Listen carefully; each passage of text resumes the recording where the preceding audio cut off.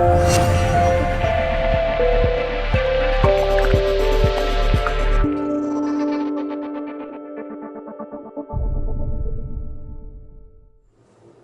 this is Dr. Dan Cooper, and I'm coming to you on behalf of Epic Wellness for our segment called Health Hacks.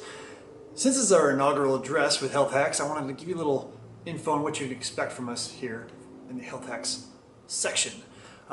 This is the place where I get to talk about cool stuff.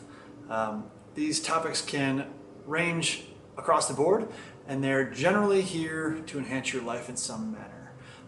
They can come from questions from you in the comments section. I can pull those and see which ones sound awesome and I want to talk about. Or they come from patients, or just things I think are cool and you should know. So that's the story with Health Hacks and where we're coming from. So let's get started with our first health hack. All right, health hackers, my name is Dr. Dan Cooper, and I'm coming at you with your first health hack. Now, this comes from a question I got from a patient. It's a question I kind of like. I've heard it a number of times throughout my career, and the answer is fun.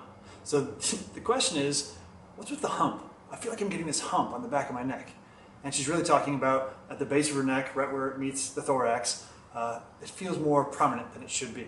Well, it's funny, you have a structure there. It's either C7 or T1, depends on you and your individuality. It could be either one.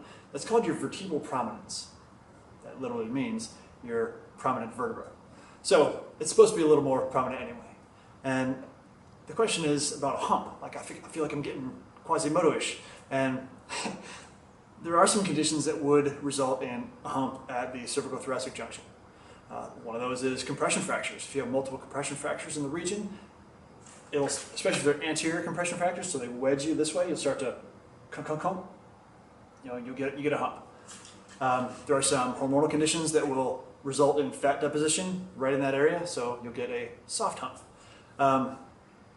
Most of the case though, we're talking about forward head position. When the head comes forward from here, this is neutral posture. When the head comes forward from here, that vertebral prominence becomes much more prominent, looking like a hump. So, the fix is stop doing that with your cell phone. when you're in your seated posture, get rid of this hunched, junky seated posture, because the soft tissues around the spine will deform and become that position that you're in most often. That's just how it goes. It's called plasticity of tissues. And they change their conformation based on what you do most often. So if you're in this junky collapsed forward posture, you will develop the dreaded hump. I hope you enjoyed this Health Hack segment, and I look forward to seeing you in future Health Hack segments. Thank you.